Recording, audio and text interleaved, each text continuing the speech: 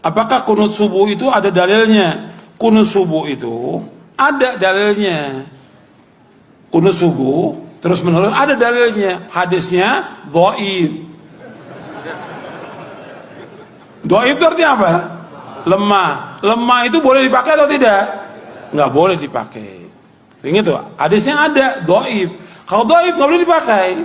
Bahkan ada sahabat bertanya, seorang anaknya dari sahabat bertanya, wahai ayahku, engkau pernah sholat di belakang Abu Bakar, di belakang Rasulullah SAW, Abu Bakar, Umar, Uthman, Ali, radhiyallahu anhum. Apakah mereka kunut subuh? Dijawab oleh bapaknya, ai bunayya muhdatsun, wahai anakku, kunut subuh itu muhdats. Apa mana muhdats? Beda. Bahkan lebih tegas lagi di Sunan Nasai dijelaskan, ai bunayya bid'atun, wahai anakku, kunut subuh itu bid'ah. Kalau bid'ah nggak boleh kita ikut. Sekarang kalau kita sholat di belakangnya orang yang kunut subuh, ya kita memperbanyak baca pujian kepada Allah. Bisa kita baca Rabbana lakal hamdu terus kita ulang-ulang sampai 10 kali nggak ada masalah.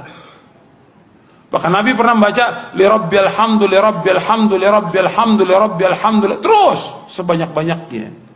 Bab saat itulah saat memuji kepada Allah. Mereka kunut, biarkan mereka kunut. Kita baca pujian kepada Allah, jangan ikut kunutnya dia. Tapi kalau dia sujud wajib ikut karena kita bermakmum dengan imam. Nggak boleh kita menyalahi imam. Tapi ketika dia berbuat beda, nggak boleh kita ikut bid'ahnya. Jelas? Kemarin banyak persoalan-persoalan tentang kunut. Kunut itu bid'ah katanya, Ustaz. Begini. Anda boleh punya pendapat, tapi Anda jangan lupa ada ragam pendapat dari para ulama. Maaf ibu bapak sekalian, keterangan hadis kunut itu bid'ah terdapat di hadis ada An-Nasai, ada juga di Al-Bukhari. Turunkan semua hadisnya. Anda tahukah Anda, periwayat hadisnya itu juga kunut. Imam An-Nasai mazhabnya Syafi'i, beliau kunut. Imam Al-Bukhari mazhabnya Syafi'i, beliau kunut. Saking objektifnya, beliau riwayatkan tentang sahabat yang tidak kunut. Kenapa beliau tidak kunut? Karena dalam hidupnya tidak pernah melihat Nabi kunut. Sahabat ini, tapi kan yang lain banyak sahabat juga. Di ketika Nabi berjalan, tidak semua sahabat ikut. Nabi ke Badar, sebagian sahabat ikut. Nabi ke Uhud, sebagian sahabat ikut. Tidak setiap tempat sahabat ikut semua. Saya mau ke Uhud ya, semua Madinah ikut ke Uhud. Madinah kosong. Saya ke Badar ya, saya ke Taif ya, apa semua ikut? Tidak, semua menyebar. Makanya ketika Nabi perjalanan, sebagian sahabat ikut. Nah, ada seseorang ketika berada di belakang Nabi, setiap dia sholat di belakang Nabi, dalam keadaan subuh, Nabi tidak kunut. Sedangkan sifat sahabat itu mengamalkan apa yang dilihat. Jadi yang dia lihat itu yang diamalkan. Misal, Wa'il bin Hujur sholat di belakang Nabi, Nabi turun pakai lutut. Abu Hurairah sholat di belakang Nabi, Nabi turun sujud pakai telapak tangan. Walaupun keduanya tahu riwayat itu, tapi mohon maaf, mereka mengamalkan apa yang dilihat. Wa'il pakai lutut, Abu Hurairah pakai telapak tangan. Dua-duanya benar, yang salah yang pakai kepala duluan. Belum apa-apa sudah ramai kepalanya, ini bid'ah, ini salah, ini. Itu, muka Anda dari ujung kepala sampai ujung kaki bid'ah tuh. Kenapa? Karena Anda tidak belajar hadis dengan ilmunya. Ini yang tidak kunut di belakang Nabi karena dia sholat di belakang Nabi, Nabi nggak kunut.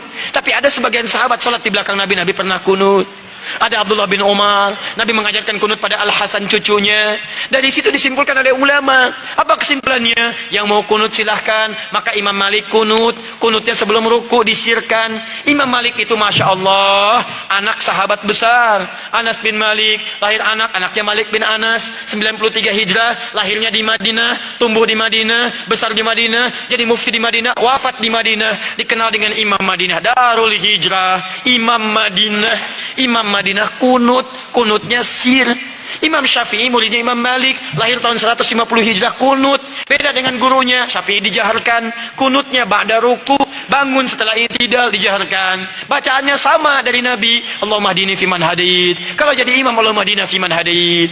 Imam Abu Hanifah wafat tahun 150 Hijrah, memilih yang tidak kunut, ngambil hadis sahabat yang tadi. Karena kata beliau asalnya tidak kunut. Ada kejadian di Bir Maunah, Nabi kunut, setelah itu tidak kunut lagi. Maka disimpulkan kunut itu menurut saya tidak ada.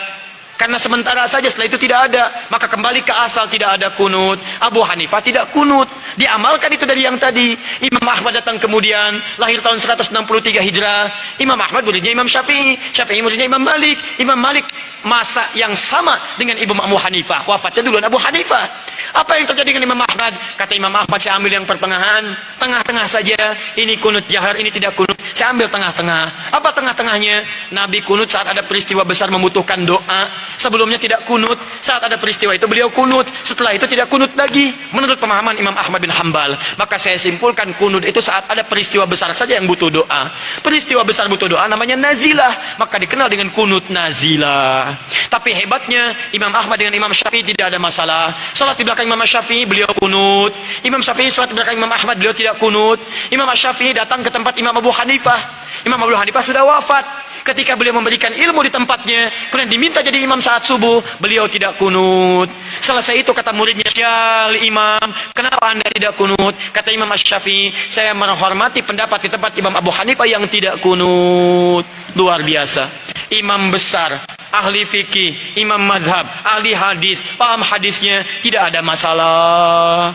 Antum bukan imam besar, jadi makmum kadang-kadang, Quran belum hafal, hadis belum tahu, Masya Allah, gara-gara masalah kunut, pada tidak ke masjid. Yang kunut benar, yang tidak kunut benar, yang salah yang tidak sholat subuh. Tuh, ini masalahnya. Jadi kalau guru-guru bersanad itu enak. Silakan, Imam Malik wafat di Madinah, tapi mazhabnya menyebar di Libya, Tunisia, Maroko.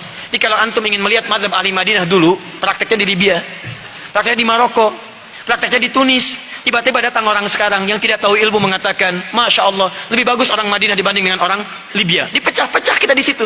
Padahal dua-duanya bagus. Madinah sekarang mazhabnya Ahmad bin Hambal, datang belakangan. Yang dipraktekkan di Madinah dulunya mazhab Imam Malik, datang Imam Syafi'i dipraktekkan Imam Syafi'i. Sekarang, maaf, yang pimpin itu mengambil mazhab Imam Ahmad bin Hambal, dipraktekkan di dalamnya, dipraktekkan mazhab Imam Ahmad bin Hambal.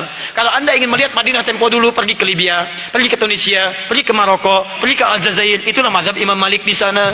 Kalau ingin melihat kekinian, pergi ke Saudi, ada di Ummul Qura, ada di Madinah, ada sekitarannya mazhab Imam Ahmad bin Hambal. Kalau ingin Imam Syafi'i, pergi ke Mesir, pergi ke Syria. Kalau ingin lihat Imam Abu Hanifah, pergi ke mana? Ke Pakistan, ke India, sebagian Cina. Kalau ingin melihat keempat-empatnya, Abu Hanifah, Malik, Syafi'i, Ahmad bin Hambal, pergi ke Indonesia. Jangan pergi kemana-mana.